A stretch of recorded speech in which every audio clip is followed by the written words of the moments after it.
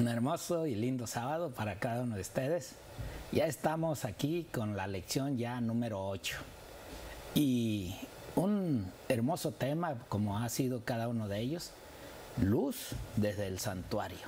Ese es el tema que habremos de estar estudiando durante esta semana, ya que la semana pasada pues estuvimos viendo el término de los 2300 tardes y mañanas, allá por 1844. ¿Qué pasó? ¿Qué sucedió al fin de esa hermosa profecía? Bueno, eso es precisamente lo que en esta semana vamos a estar viendo, luz desde el santuario. Y para esta lección, pues hoy tengo el privilegio de tener nuevamente al pastor Palomino, que le doy la bienvenida, pastor. Gracias por su apoyo. Gracias por su invitación, pastor. Gracias. Bien, pues si bien vamos a ir entonces a la oración y así vamos a dar inicio a lo que es luz desde el santuario. Amén.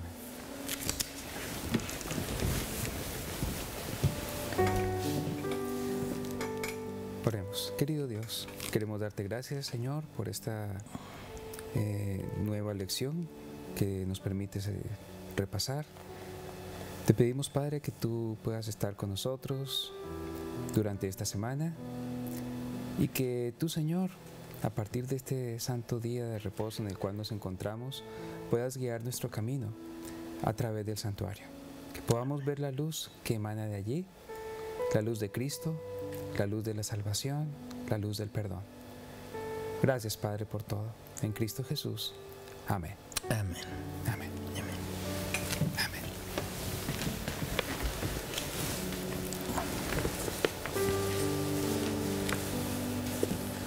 Bien, pues agarren su libretita, su lápiz, aquellos que no tienen el folletito de la escuela sabática, y anoten las citas que tenemos para si en un dado caso va usted a una iglesia adventista o viene a una iglesia del ministerio y usted no tuvo la oportunidad de tomar este folleto, pues cuando menos ya estudió estas citas, y como siempre la recomendación es hay que estudiar todo el capítulo para entender y comprender realmente tanto el texto como el contexto. ¿Ok? Bueno, vamos a ir rapidito. El primero que tenemos es el libro de Éxodo. Éxodo, el capítulo 25. Allí los versículos bases van a ser el versículo 8, el 9 y el 40, donde vemos nosotros que hay una orden o un pedido para una ofrenda y realizar o hacer el tabernáculo que se le pidió a Moisés. Asimismo, después estaremos viendo el libro de Hebreos. Hebreos capítulo 8, del versículo 1 al 6, donde vemos ya en sí a Cristo como nuestro sumo sacerdote. Así también vamos a ir a ver el libro de Levíticos, el capítulo 16. Levítico capítulo 16, que vamos a ver el versículo 21. Y de ahí vamos a brincarnos los versículos bases del 29 al 34. Pero recuerde, lea todo el capítulo, donde aquí vamos a ver esa orden, esa observancia de lo que es el día del Señor, el día sábado. Asimismo, también en ese mismo libro, Levíticos, pero el capítulo 23 y los versículos del 26 al 32, donde vemos nosotros ahora en esos versículos la expiación o convocación y aún la ofrenda encendida que tenía que hacer el sacerdote. Asimismo, Volvemos al libro de Hebreos, pero ahora al capítulo 9. En el capítulo 9, versículo 23 al 28. En este capítulo vamos a ver realmente la eficacia que nos habla el apóstol sobre la sangre de Cristo para ese nuevo pacto que Dios realiza o el Señor realiza para a nosotros poder librarnos también del pecado. Asimismo, vamos a ver también el libro de Daniel, capítulo 7, versículos 9 y 10, donde vemos realmente un juicio y ese reino eterno de nuestro Señor Jesucristo.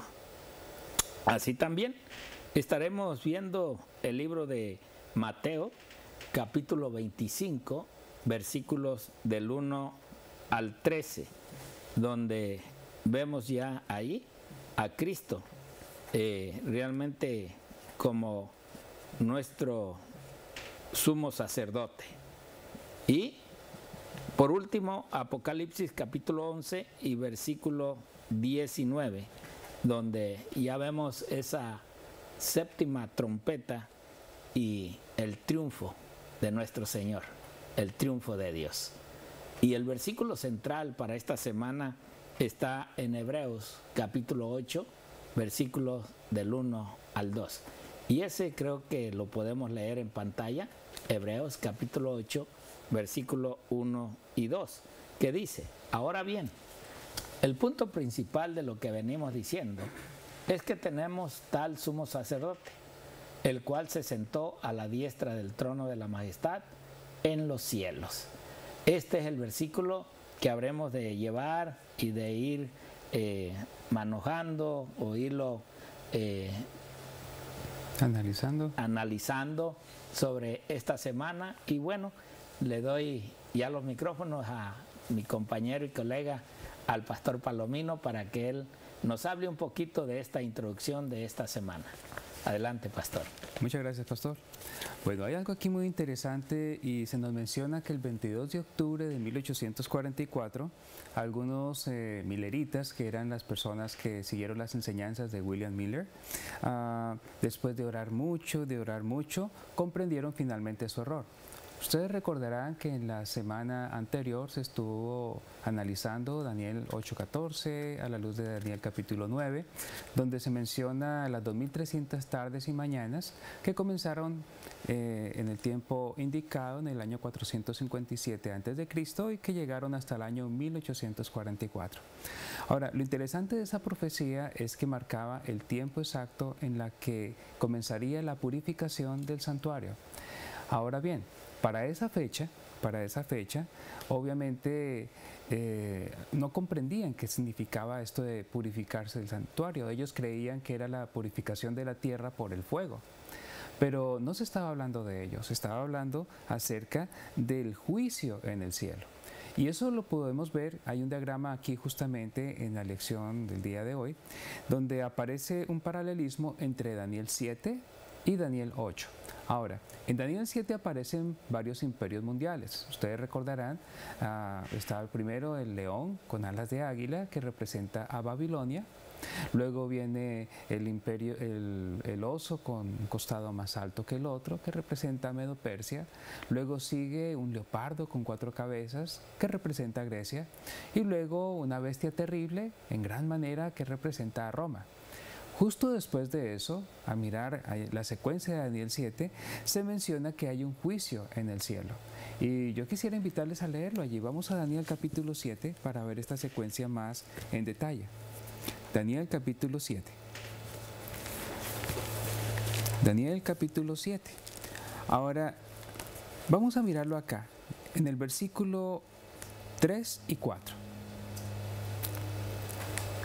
Y 4 bestias grandes, diferentes la una de la otra, subían del mar. La primera era como un león y tenía alas de águila, que fue la que mencionamos. Versículo 5. Vi luego una segunda bestia semejante a un oso, la cual se alzaba de un costado más que del otro. Estamos resumiendo. Saltemos al versículo 6. Después de esto miré, y otra semejante a un leopardo, con 4 alas de ave en sus espaldas. Esta bestia tenía 4 cabezas y le fue dado dominio. Versículo 7. Después de esto miraba yo en las visiones de la noche y vi la cuarta bestia, espantosa, terrible y en gran manera fuerte, la cual tenía grandes dientes de hierro, etcétera, etcétera, etcétera. Ahora, si ustedes notan la secuencia, obviamente esta cuarta bestia tiene 10 cuernos y luego habla de un cuerno pequeño, pero hay algo interesante que sucede mientras que se habla del cuerno pequeño. Miren lo que dice en el versículo 9. Y aquí viene la esencia de lo que queremos analizar y es: estuve mirando hasta que fueron puestos unos tronos y se sentó un anciano de días. Su vestido era blanco como la nieve, el pelo de su cabeza como lana limpia, su trono llama de fuego y fuego ardiente las ruedas del mismo. La pregunta es: ¿de quién se está hablando acá? ¿Quién es el anciano de días? El Padre Celestial, el juez de toda la tierra. Ahora vamos al versículo 10. Un río de fuego procedía y salía de delante de él.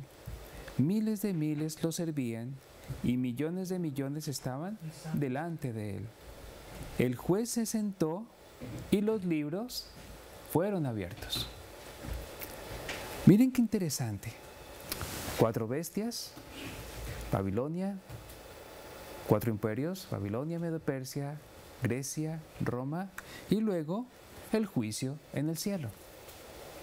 Ahora, si comparamos eso con Daniel capítulo 8, notaremos algo interesante también. En Daniel capítulo 8 aparecen 2 bestias en vez de 4. Y el orden que nos da aquí es un carnero y luego un macho cabrío. Ahora, el carnero corresponde, vamos a leerlo, con Medo-Persia. Vamos a leer aquí en el versículo 18 la interpretación de la profecía. Mientras él hablaba conmigo, caí dormido en tierra. Daniel 8:18. Él me tocó y me hizo estar en pie. Y dijo: yo te enseñaré lo que ha de venir al fin de la ira, porque eso es para el tiempo del fin. En cuanto al carnero que viste que tenía 2 cuernos, estos son los reyes de Media y de Persia, unidos. Ahora viene la otra bestia, el macho cabrío es el rey de Grecia y el cuerno grande que tenía entre sus ojos es el rey primero. Así que aquí tenemos solo 2 bestias, un carnero y un macho cabrío. Ahora, ¿qué sucede justamente después de esto? Si ustedes miran el versículo 14, vamos a ver el orden porque lo que leímos fue la interpretación, pero la visión se encuentra en Daniel 8, desde el versículo 8 en adelante. Entonces ustedes pueden notar en el versículo 8 se menciona el macho cabrío y después vamos a ver lo que dice allí en el versículo 13. Entonces oí hablar a un santo y otro de los santos preguntó a aquel que hablaba: ¿hasta cuándo durará la visión del sacrificio continuo, la prevaricación asoladora y la entrega del santuario y el ejército para ser pisoteados? Y él dijo: hasta 2300 tardes y mañana, y luego el santuario será purificado. Hay algo que me faltó acá, es que aunque hay solo 2 bestias, hay un tercer imperio después de la segunda. La primera es los medos y los persas, y lo interesante es que dice que el carnero tiene un cuerno más alto que el otro, igual que el oso en Daniel capítulo 7. Son el mismo imperio. Después viene Grecia. Ustedes notarán, en Daniel 7 se menciona que tiene 4 cabezas y aquí dice que tiene 4 cuernos.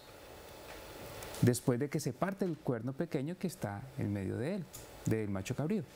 Pero dice que después de uno de los 4 vientos viene un cuerno pequeño y ese cuerno representa a Roma. Ahora, ¿por qué razón no se colocan 3 bestias en este caso? La razón es sencilla, porque se está hablando de la purificación del santuario y en el santuario se utilizaban animales limpios Y los dos animales por excelencia que se usaban en ese día de expiación eran justamente un carnero y un macho cabrío. Eso lo podemos leer en Levítico capítulo 16.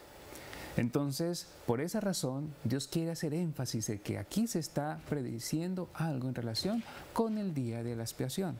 Ahora, justo después de eso es donde dice hasta 2300 tardes y mañanas y el santuario será purificado, que fue lo que estudiamos hace una semana atrás. Así que esta purificación del santuario va en orden después de Roma y durante Roma. Y eso es lo que nos está diciendo justamente la lección, que hay un paralelismo entre Babilonia, Medo-Persia, Grecia, Roma y luego juicio en el cielo, y por otra parte en Daniel 8, Medo-Persia, Grecia, Roma, purificación del santuario. En otras palabras, el juicio en el cielo y la purificación del santuario son el mismo evento. Ahora, ¿qué tiene en común la purificación del santuario con el juicio? Precisamente en el juicio es donde se van a purificar los registros de todos nuestros pecados que están colocados en el santuario celestial. Todo lo que nosotros hemos hecho en nuestra vida, todos nuestros pecados, por la fe en la sangre del Hijo de Dios, por nuestra fe en nuestro intercesor, son colocados en el santuario celestial en los registros. Así como antiguamente la sangre era transferida a la parte interna del santuario, algo que ya se vio hace una semana. Entonces, ese registro de los pecados permanece allí, pero tiene que ser purificado, y para eso es el día de la expiación. Entonces, estos paralelismos nos ayudan a ver, como dice la lección, la verdadera naturaleza de la purificación del santuario, y se está refiriendo justamente a la purificación del santuario celestial. Pastor, creo que usted tiene algunas citas para compartir. Sí, creo que es interesante ver lo que en sí nos toca a nosotros según la profecía. Y sí, dice aquí una de las citas de Elena G. de White acerca de lo que, o la importancia que debe de tener hoy en día este mensaje para el pueblo de Dios. Allí en el libro Exaltada Jesús nos habla en la página 323 y nos dice: el pueblo de Dios debería comprender claramente el asunto del santuario y del juicio investigador. Y creo que cuando uno empieza a buscar y a informarse sobre lo que realmente es el santuario, qué significa, uno le empieza a hallar sentido a la palabra de Dios, le empieza uno a agarrar sabor realmente a todo aquello que se nos hacía oscuro. Pero cuando entendemos el santuario, ahora sí despierta un espíritu de interés en querer seguir investigando. Por eso ella dice: todos necesitan conocer por sí mismos el misterio y la obra de su gran sumo sacerdote, porque eso fue lo que sucedió después de terminar los 2300 tardes y mañanas, que Jesús dio un paso más adelante. Después de estar en el lugar santo, pasó al lugar santísimo. De otro modo, dice, les será imposible ejercitar la fe tan esencial en nuestros tiempos o desempeñar el puesto al que Dios los llama. Cada cual tiene un alma que salvar o que perder. Todos tienen una causa pendiente ante el tribunal de Dios. Cada cual deberá encontrarse cara a cara con el gran juez. ¿Por qué? Porque precisamente allí es donde inició el juicio. El juicio, entendemos que en ese tiempo era para los muertos, pero hoy en día no sabemos en qué momento ya estamos llevando o se está llevando ese juicio de los vivos. Ahora miremos esta otra cita también de la sierva del Señor. Pensad en Jesús, eso es lo principal. Amén. Pensar en Él. Está en aquel sitio santo, no en la soledad, sino rodeado de millares y millares de ángeles santos que esperan su mandato. O sea, el cristiano tiene que meditar en Cristo, en el lugar donde está, en qué posición, con millones y millones de ángeles asistiéndolo, atendiéndole, ayudándole para llevar al cabo el juicio de este mundo. Y Él les ordena ir a trabajar en favor del más débil creyente que pone su confianza en Dios. Esa es la orden que tenemos, hacer la obra del trabajo. Si queremos nuestra salvación, vamos a desear que otros se salven. La misma ayuda está a disposición de humildes y encumbrados, ricos y pobres. O sea, esto es para todo aquel que anhela un día estar con Cristo. Miremos la última, ya con el tiempo que tenemos, y nos dice este mismo libro: el santuario en el cielo es el centro mismo de la obra de Cristo en favor de los hombres. Esta es la importancia que hoy el cristiano debe de estar investigando y buscando qué es el santuario.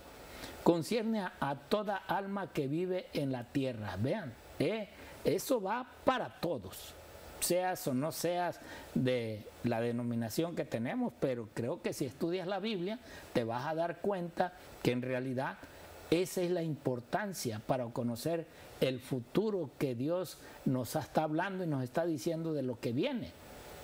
¿Por qué? Ella dice, porque nos revela el plan de redención, nos conduce hasta el fin mismo del tiempo y anuncia el triunfo final de la lucha entre la justicia y el pecado. Esta es la verdad del santuario.